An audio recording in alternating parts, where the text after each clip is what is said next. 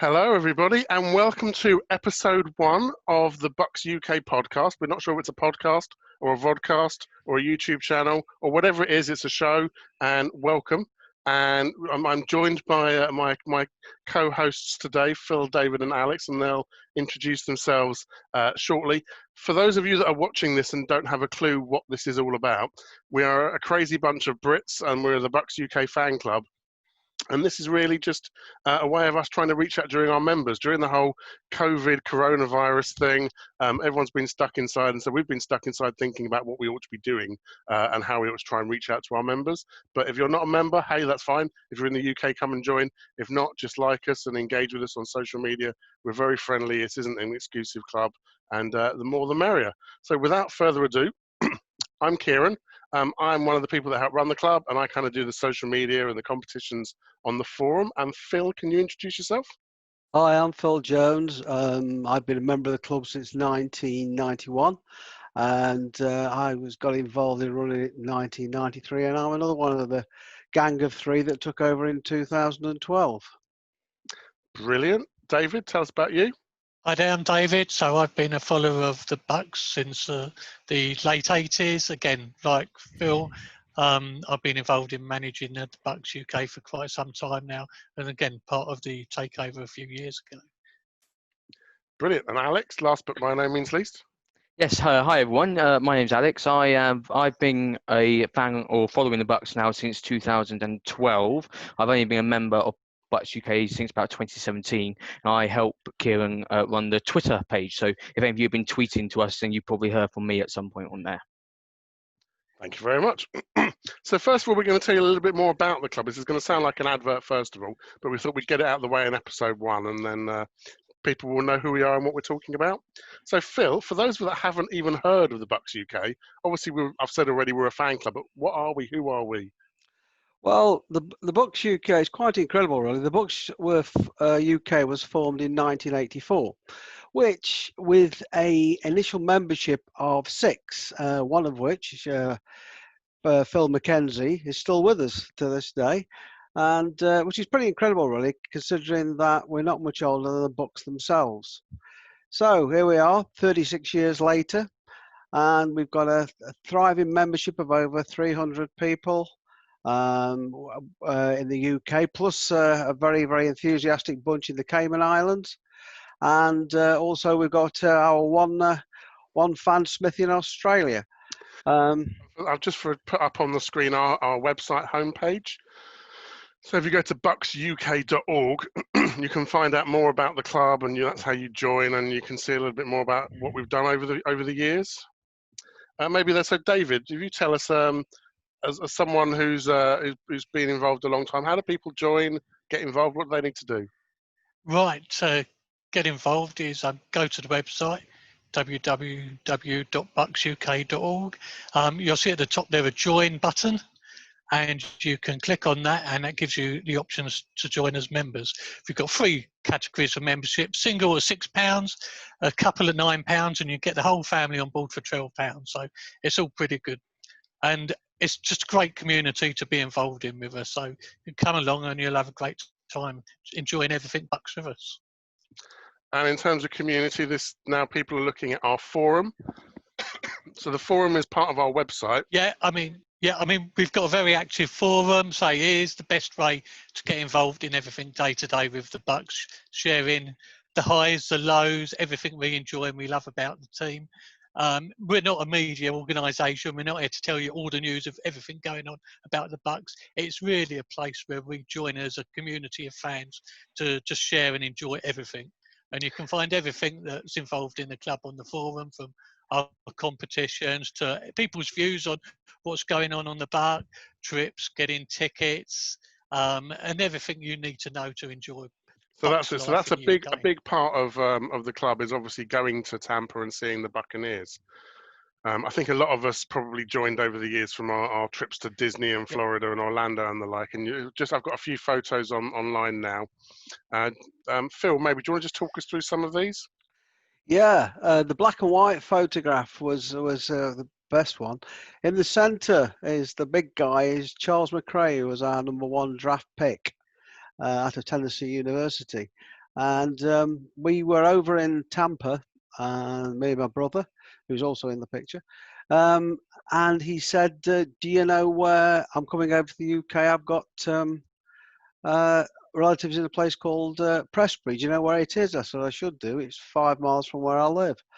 And he said, so we arranged to have a day for him. So we got all the members up, and they all came to my house, and we had a fantastic day with him. It was a really, really good day. And am I right in thinking that the front row, third from the left, is your mullet? Do you know, I was just looking at that thinking, why didn't somebody tell me? Yeah, that's my mullet. Yeah, that's my mullet. David, tell us It was about all the one of the rage, other ones.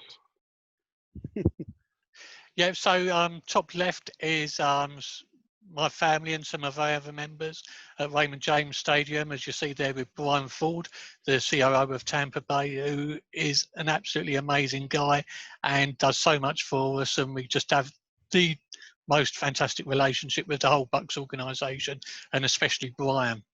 And just below that is actually when Brian and his family came over to the UK and met up with Bucs UK fans over here, and that was a gathering that took place probably about 6 or 7 years ago. And again, regular liaison with them both sides of the pond. Whenever they come over here, they always come and see us and get involved, and we've just having the most amazing time with them. And at the bottom right one, I think, is our club trip to Tampa in 2011, where we were very lucky enough to be given a club tour around One Buck Place, weren't we? And we had some really great seats for the game. The result probably wasn't what we wanted it to be, but that's supporting the Bucs for you. So really good trips, and of course we're able to get our members tickets for home and away games, as well as having things like merchandise and and all of that sort of stuff. So it's definitely worth joining up if you're in the UK and you're not. But as someone who's more recent to the club, let's hear it from the proverbial horse's mouth. What is it like being a member, Alex? Well, I've certainly enjoyed it. It's certainly from one thing I learned very quickly from all three of you was that ultimately Bucs UK is all about the members. It's all about the fans. And certainly you touched on the forum, being able to communicate and just share views and opinions with other Bucs fans, not just in the UK, because obviously the forum is open to any Bucs fan in the world, is fantastic. And having that platform, which is what the club gives you, is absolutely superb. Just being able to talk about anything Bucs or NFL related. I was looking on the forum earlier today, and someone started a thread regarding the charity golf game which Tom Brady is taking in. So literally anything NFL related is fantastic, and the opportunity in terms of competitions that we offer as a club as well. I know we're going to go into those in a bit more detail later, so I won't say much about them now. But just having that chance as a fan to win prizes Bucs related, be able to get involved, is just really, really good. And it's one thing that drew me to the club when I decided to join as a member. And again, going back to what David just said a moment ago, that relationship which the club have with the Bucs themselves, that was again a huge thing for me, knowing that all the things that the club have done with the Bucs themselves and the relationship that the Bucs have is just super. So certainly as a member, as a fan, that's definitely great from my perspective there. Yeah, and there's some videos on our website homepage of where we've appeared on the Bucs website, and they've referred to us. We're very lucky in that, whilst there's no such thing as an official, UK fan club, we are recognised by the Bucs, and they do support us, and that support is a game changer. And I think, compared to a number of the other UK fan clubs that are, you've Facebook groups and Twitter pages and things, we're very lucky to have both that community of members and also that very special relationship with the Bucs. And we often talk about our special relationship with the Americans, and I think the Bucs certainly prove that. You mentioned, Alex, about the talk on the forum about Tom Brady and his golf competition. I suspect we probably won't talk about golf today so much. No. But that's the first thing. We couldn't start a podcast and think, without talking about probably the biggest story, not just of this off season, but probably all off seasons ever since Joe Montana decided to sign for the Kansas City Chiefs. So I've not seen anything of this magnitude. So yeah, let's start off on that side. Let's start with you, David. What was your reaction? How did that feel like? I mean, come on, wow. When have the Buccaneers ever been such a headline news story in the NFL, even when we won the Super Bowl? I mean, this summer, this off-season has just been the most amazing time for any Buccaneers fan. Every time you turn on NFL Network, we're on it. It's just amazing. I mean, Brady, you know, I think many Bucs UK fans are probably not being the greatest fans of the Bats. But, you know, at the end of the day, this guy's a GOAT. He's the greatest quarterback of all time, and to have him wearing a Bucs jersey is something pretty special. You know, definitely the Bucs have gone all in on win now, and we all want the Bucs to succeed. And as long as he's wearing a Bucs jersey, we'll certainly support him. The GOAT. So, Alex, the GOAT. Yeah, I mean, how did you feel about the GOAT, Alex? I think I'm going to split people now because when I first heard the news, I initially wasn't thrilled. I really wasn't happy. You know, all those normal questions, not normal, but usual questions. You know, you look at last year in New England, how he performed. It wasn't what people expected. But then once I sort of took a step back and had to think about it and sort of thought about the weapons he had in New England last year compared to what he's going to have with us this year, he actually did a very good job in New England last year. You know, I was having a look in terms of who he had and when, and you know, week one with New England last season, he had Julian Edelman and Josh Gordon. Then Josh Gordon went, and Antonio Brown came in. He then lost Antonio Brown after week 2, and then he had Julian Edelman and Mohamed Sanu for a bit. So, whereas if you look at ourselves here at the Bucs, you know, we've got Mike Evans, Cam Brate, Rob Gronkowski, Chris Godwin, plus many other players who I haven't mentioned here. I think you can argue offensively, we are a team who are ready to win. We have given Brady those weapons to go and do something. I hope he takes to the next level. So even though I was initially not very happy, I think hopefully this season could be a really exciting season for the Bucs. Yeah, I think as David said, it signals that the team want to win, and they're not afraid to go out and get the person that's going to do that. But we know obviously there's a bit of a double act going on. For every laurel, there's a Hardy, and that Hardy, in this time, comes in the form of wrestling champion Gronkowski. Phil, what did you think when you heard about the Gronk? Well, I was absolutely delighted. Actually, I was delighted from day one about Brady, but I was even thrilled when he got his first lieutenant in, Gronkowski. I think one of my most important theories was how many times we see on the forum and how many times we said the Bucs have been finding in the last few seasons different ways to lose games. In fact, we could actually write a book on 101 ways to lose a game. And I think one of the coaches once said the problem is the losing mentality. There's a losing mentality here in Tampa.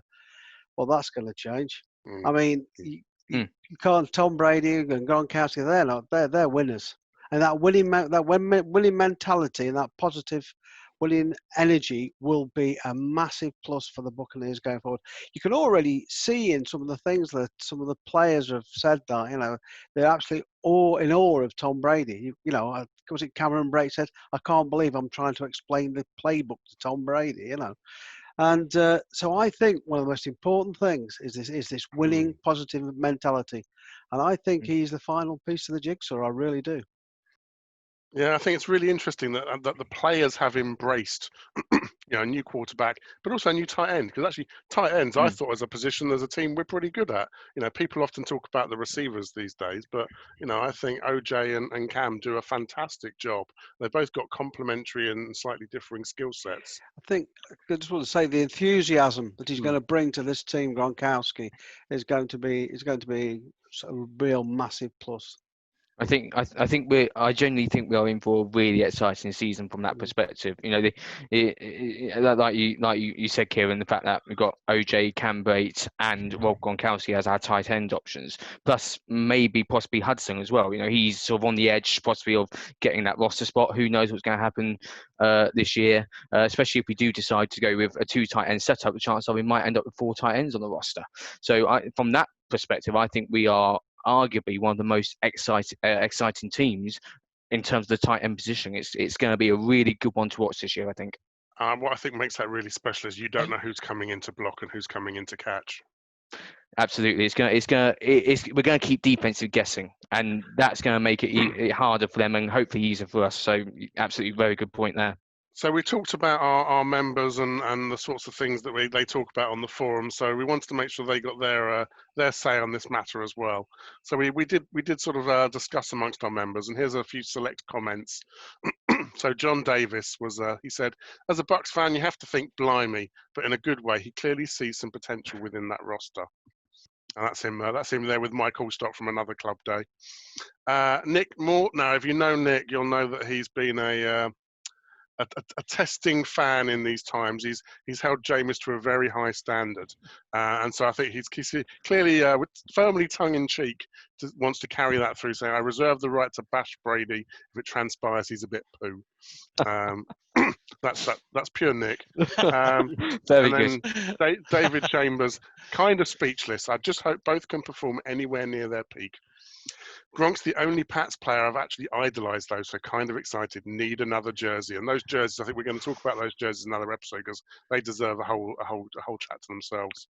If I can just quickly come in, sorry, Kieran, on this. This is a good point, actually. So just where David's saying about how they can both perform their peak. Certainly, that's.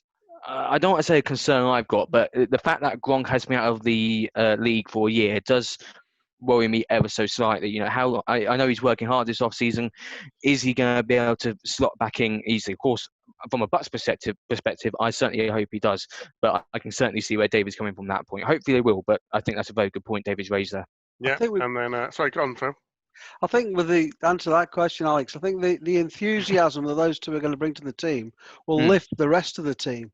So, you know, I think you're going to see, I firmly believe that O.J. Howard's going to have a great year this year. Absolutely. And I just think that the whole thing will lift. Because if you remember, the Bucs were, the Patriots were their most successful with 2 tight end sets all the time. Yep. And, you know, in Bray, like you say, and Hudson's very underrated as well, like you say. Absolutely, yeah. But I do think that enthusiasm is going to be through the roof. Oh, that enthusiasm is clearly infectious. Jack Fletcher. We now have the greatest quarterback of all time and the greatest tight end of all time. What's not to love? Win now mode. 4th rounder for a 7th and Gronk back. Great bit of business. That's the most amazing bit for me. I think, in fact, what we gave up for Gronk, it was practically nothing, and that is even better. That it was such a good trade. Jason Light deserves a hell of a lot of credit for that. He pulled up a great move there to bring Gronk in that way. I guess there is the other headlines were, you know, it wasn't always about Brady. It was about actually what's going to happen to Jameis and will they, won't they?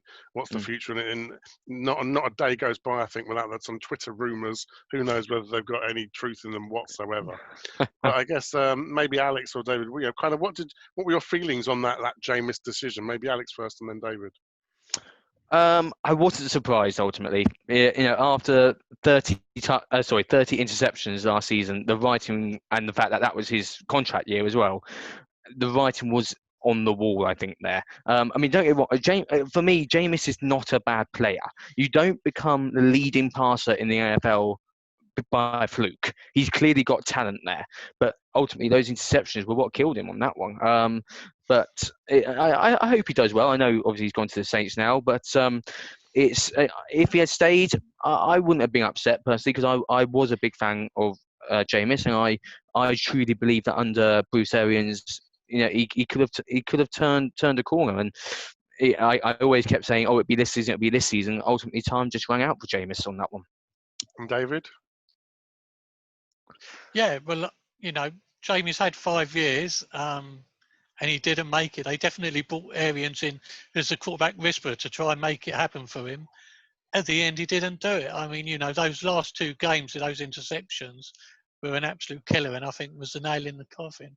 I mean, I think the big thing is when you look at Jameis, if you discount his first season, when you can say, okay, a rookie to the NFL, the Bucs had 38 losses. 24 of those losses were within 1 scoring point game. So, you know, what we need with Brady is a winner. We need someone to turn all those tight losses into wins, and I think that's what we've got. And I think the tight end issue is going to be totally different to last year. I think last year Arians was using tight ends far more as blocking because Jameis held on to the ball too long. I think we're going to see Brady come in, and that's going to free up the tight ends even more because I don't think they were used effectively last year.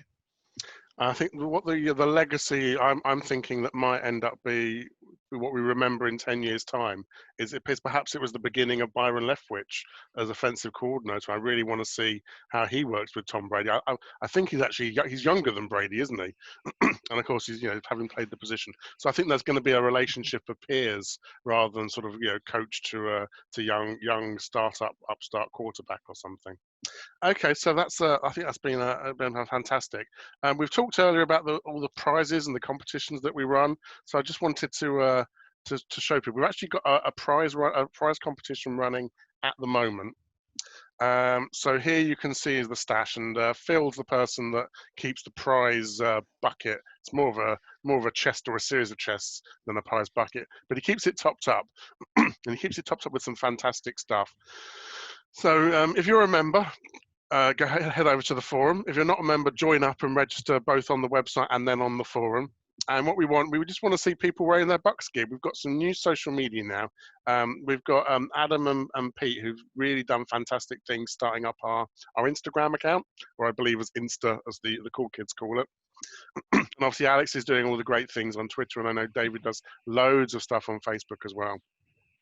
And we've just realized that, it's all very well tweeting stories, but we want to show people our members and what we're about. So we thought actually we just ask people to send in some pictures of themselves in Bucs gear. Nothing more simple than that. You can get to, we thought it'd be hard for people to narrow down the choice. I like that photo, I like that photo. You can even enter twice. And as David said, if you've got the family membership, you get 4 entries. So what we want to do, any gear you've been wearing, and we've got prizes there. We've got a wonderful sort of Bucs UK polo shirt, and as you can see, they're quite exclusive. 2 caps, kindly donated from one of our sponsors. We run a Twitter competition with them. Maybe Alex can tell us a bit more about that when he tells us about the social media. And of course, saving the best till last, that is, yes, a signed Derek Brooks photo, scoring that touchdown in Super Bowl 37, crossing over the line. It's fully certified, fully authenticated. So there's some fantastic prizes on offer there. Yeah, so Alex, tell us a little bit about the social media side of things then.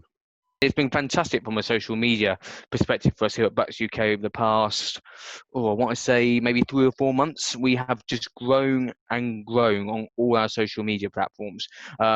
Twitter, we've seen a huge growth in terms of number of followers we've had, and that's thanks to certainly a shout out to the UK American Sports Store. We did a Twitter competition with them, and they really helped us grow our account, and the Bucs themselves as well. I sent out a tweet not too long about the new uniforms, and they liked it, and that tweet just went absolutely mental. I think we got over 1,000 likes on that tweet. I expect, Kieran, you were fed up with your phone going off every 5 seconds with the likes on that one. So that's just blowing up. And then, as was mentioned earlier, we've got Adam and Pete who have now set up Instagram. That's also growing as well. So we are trying to reach as many members and fans we can throughout social media, and we just want people to get involved with us on social media. Get involved with any of the tweets that I put out, any of the Instagram posts, any of the posts that David puts on Facebook as well. We don't take it too seriously on social media. We like to have a bit of fun, sort of, tongue in cheek, really, that sort of thing.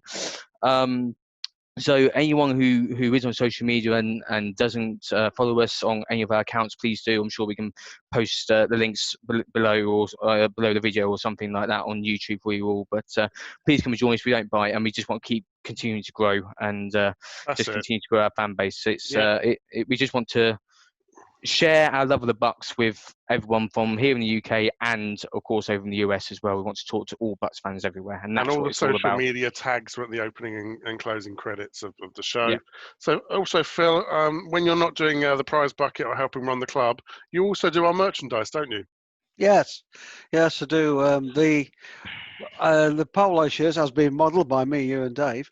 We do those. We're also about to just do some more T-shirts, and we also do some more patches, and because we've basically run out. But yes, all the merchandise, as you can see, is on our website, and also Dave puts them on the end of his emails. That's right. I'm just sharing a screen of the latest stuff. So we had a beanie hat ready for last winter, and we've still got some of those left. And like you say, the more bespoke stuff, the polo shirts. Fantastic stuff. But watch this space. We're going to do a really good job of the patch and T-shirt this year. So Brilliant. really going for it. Nice. You know. So in terms of prizes, obviously one competition doesn't make a prize bulks. Talk us through some of these other prizes we've had. These are all from the last year. Yeah, we've most of the money that we will receive goes to actually go back into prizes for the members, and I'll just show you a couple that we've got lined up for next year. This is a really nice one-off Mike Evans print. A guy in Scotland did it specially. We sent it to the Buccaneers, and they very kindly got Mike Evans to sign it there for us. And so that's really nice, and that'll be one of the main competition prizes for the start of next season. What else we got here? Well, James, oh yeah, something else we've picked up, and that's a really nice cap signed by Mark Oldstock, one of the Super Bowl champions caps, which I noticed them without the signatures are going up on eBay. I know. I really wished I'd bought one of those 17 years ago, because you can't get them now. Oh, and I've just noticed this thing out the corner of my eye, and somebody's just given us one of these. It's a nice shirt by somebody you may remember, Mr. Leroy Selman there. So yes, we're always looking out for prizes, but what we would like, if anybody goes across to Tampa, yeah, bring us something back. You know, this club is for the members. Please help us to improve the price. That's right. So all these wonderful prizes we've got, the reason we've got them is to give them away to members. We're not amassing a collection here. It's not an archive. So in terms of how we interact with members, David, do you want to talk a little bit about socials? And I guess we'll come on to talk about our AGM. Yeah, so we like to organise social events and meetups. The main one we do over here in the UK is our annual summer throwback get-together, where we all gather together. We do a fairly reasonably quick AGM where we bring all the members up to speed on where we are as a club, our finances, constitution, what's happening, agreed to membership. We're all very open and honest, and sort of get everybody involved. And again, everything's about getting all of our members' feedback, because we're here for them. So it's about making sure we do that. I mean, obviously, this year's going to be pretty different because of everything that's going on in the world at the minute. We'd got our get-together lined up for the 27th of June. Obviously, we can't do that in person now, but we'd definitely look to get something organised on that. And, you know, we're looking at realistically a Zoom catch-up with all of our members. And we've followed it up with some quizzes and some social works activities as well, so everyone can get involved. But it's a fantastic time for all the members to get together. You speak to each other day in, day out on Facebook and on the forum, and to put names to faces is really good, and it's a great fun and great time to be. And again, we need to look at what we can do to have these activities elsewhere in the country when we can all get back out again, and make sure that we do get to our members.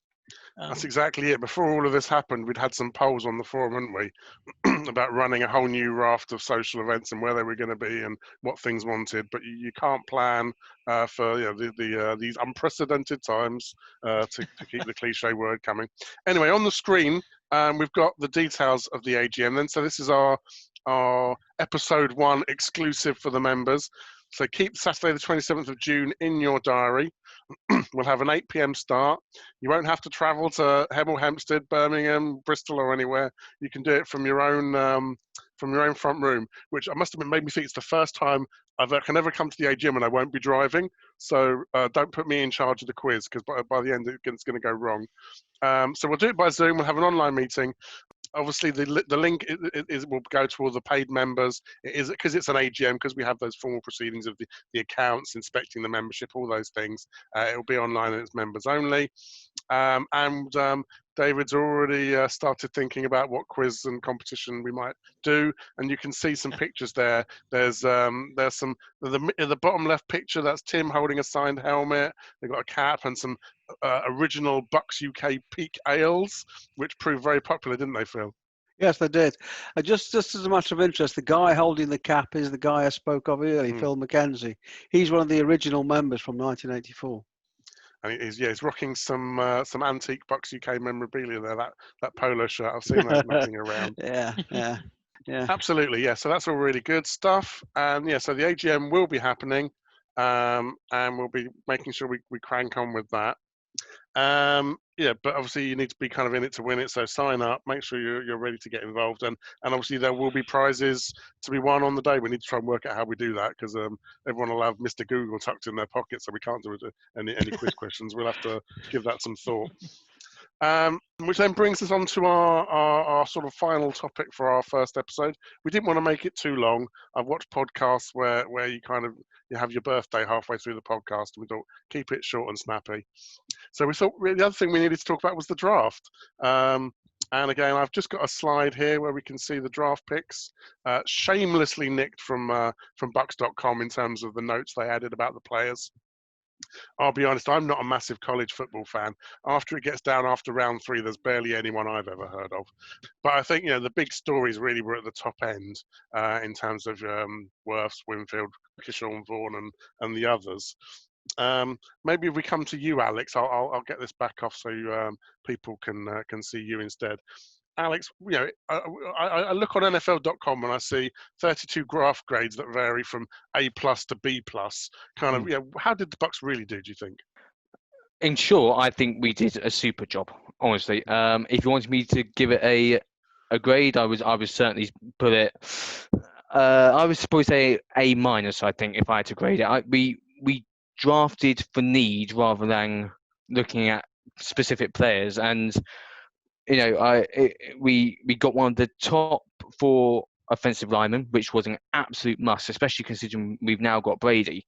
I think back to our offensive line last season. I think the only reason why Jameis is still in one piece is because he was able to scramble. If that was Brady last season, I don't think he would have got to the end of the season. So bringing Tristan Wirfs, I think, was just brilliant. Again, like yourself, I'm not a big. I don't watch college football much, so I can't really comment on the players themselves in terms of their ability or what they're able to do. But the fact that Tristan Wirfs was one of the top 4 rated defensive tackles, and hopefully that says something there. There was a lot of praise as well for Antoine Winfield Jr. In the safety position. We took him in round 2. So and that was a need. What with Justin Evans, unfortunately he was on IR, I think, for most of last season. So we needed someone coming there, and all the Bucs fans on Twitter are absolutely raving about him. So I think the Bucs did a really, really good job, and we've managed to draft for need, which was really important. So David, Alex said that he thinks we were drafting for need, and a lot of the draft nicks and the Mel Kipers of this world talk about actually you should take about the best player available. What's your take on it? Well, I think it's a bit of both. I mean, we definitely, as Alex said, had certain needs which we just had to address. Offensive tackle was top of the list. I think the interesting one's wide receiver. Picking Tyler Johnson. I mean, the guy's a stud, and it's probably actually, we looked at the end of last season when Godwin and Mike Evans both went down, and getting rid of Brashad Perriman, we probably needed that little extra bit of speed in the wide receiver thing. And also running back is a huge question mark for the Buccaneers, has been as well. And again, with Brady on board, we still need that mixed offense. And, we've got 2 running backs in with Keyshawn Vaughn and Raymond Calais. Be really interesting to see how those guys pick up, particularly Raymond Calais, who we picked up really late in the draft. He seems to be a real sleeper that could really come out good. And I think the other area that's really interesting is picking up Reed Sinnett at quarterback as a free agent. We definitely need someone there in the rings ready to look at for when Brady does go. And this guy Sinnett seems a really smart guy. There's no one really better to sit behind and learn from, is there? Well, no, absolutely. I mean, Tom Brady has been there, done it, and, is the ultimate understanding of all the offense. He's got to be the man that sort of can drive that people forward. And, we're not talking about a top quarterback pick. We're talking someone that didn't even get through on the 7th round. And I think a lot of that, when you think Brady didn't go till very late in his draft, he'll have something to prove and to bring that kid along for it too. So one thing just to quickly, if that's all right. One draft pick I was really intrigued with when we made it was our 6th round pick, Khalil Davis, the defensive tackle. I don't, like I say, I don't watch college football. I can't comment on how he plays, but from watching the draft, there was a lot of praise for that kid. And one thing they did show was his 40-yard dash time. And for him to, I've got it down here, for him to run 4.75 seconds, weighing 308 pounds, in terms of his athletic ability, that you can't deny. Whether or not, he's going to be a good defensive tackle in the other areas, I don't know, but we appear to have one good athlete in Khalil Davis there, because that was one heck of a time at that weight. Make the sprints interesting Yeah, at he's a training beast. camp. The Yes. receivers will be beaten by the D-line. Phil, what did you make of the draft? Because this was our first, virtual draft. It was a bit like fantasy football, wasn't it? Everyone dialing in and making their picks. I'm quite honest. I didn't know what to expect. But I personally think the NFL did a superb job. Really did like it, and what I also liked was going to all the players' houses with all the families and just seeing their reaction. I mean, Tua Tagovailoa's reaction when he got picked by the Dolphins will stay with me for some time. But it was really, really good. I think they made a superb job out of what was really a bad job, because let's face it, the draft was such a great big spectacle with all the fans going to it. But no, they did a really, really good job. And I love that. I love they did that thing where they sent all the draft picks, the caps from all 32 teams. Oh yeah, I saw that. It was absolutely super. Oh no, I think they did a really good job of that. And because they've got their house full of, everyone down to their third cousin twice removed, they're having to go into the broom cupboard with their phone to do their sort of post-draft interview, aren't they? Yeah. But I think what happened afterwards was all the players and all the videos that were like psychoanalyzed afterwards, and what some of the players and players' girlfriends were doing. There's one or two of them were absolutely hilarious. They really were good. Absolutely. And what about Patriots, where there was a dog there doing the pick? What is Bill Belichick doing here? That was classic Bill Belichick, that setup, wasn't it? On his dining table, and then he's got his dog there as well. Oh dear! But, super job. I just go one thing about the draft.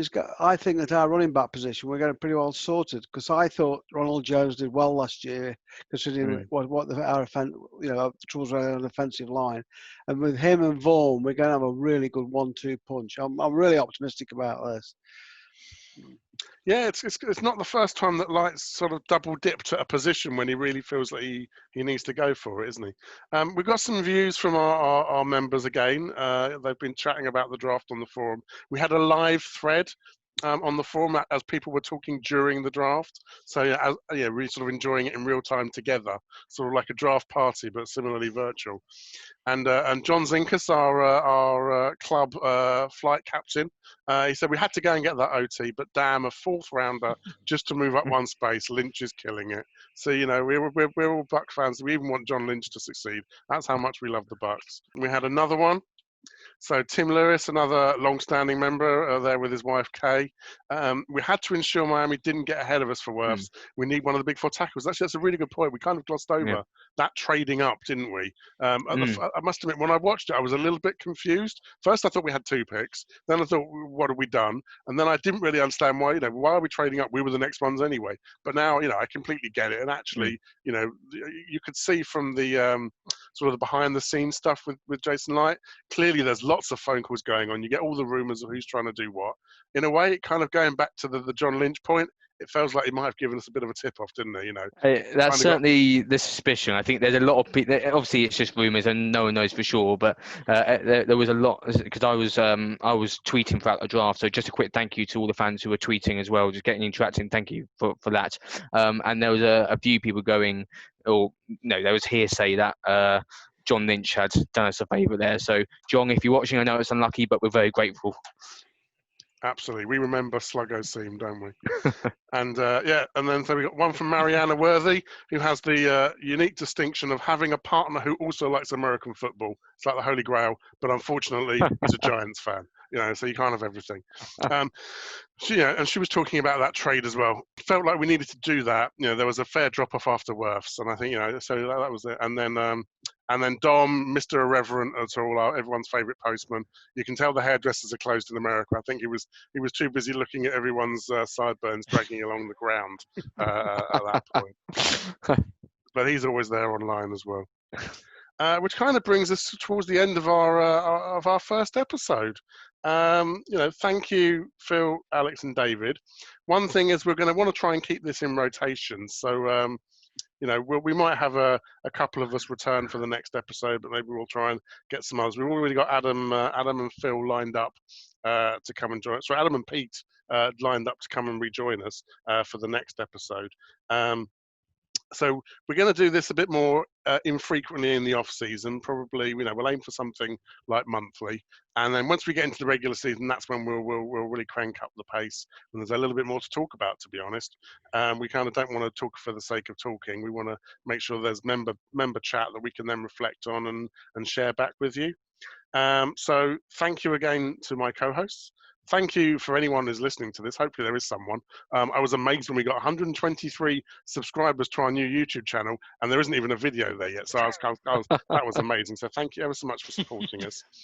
Maybe if you each want to just give a little closing remark, a little thought for the day. Phil. Well, this is the next step in the development of the club, and from what I can see, it's going to be a huge success. So I'm absolutely delighted the way it's going. Alex? Yeah, just to echo really what Phil said there, this is our next chapter as Bucs UK, and we just hope as many of you as possible will come along for the ride, and we just want to have fun and just enjoy it. So if you have listened, tuned into this one, thank you, and hopefully you'll be back for the next one. And David, you get the final word. Yeah, this has been great fun and something really enjoyed, and something that we can take out to our members. And please, if you're Bucs UK members out there, make sure you get involved. Let us know your views. Let us know what you want to talk about, and join in the fun with us. That's a really good point. Yeah, any feedback on this, because none of us know what we're doing, and let's say we're not ESPN. We just want to try and produce something that's fun to watch. So if you tell us what you'd like to hear us talk about, we'll do our best to talk about it. And I say next week we'll bring the talent on, because we'll have Adam and Pete who actually know what they're talking about. So from all of us, goodbye, and we'll see you all soon. Thank you.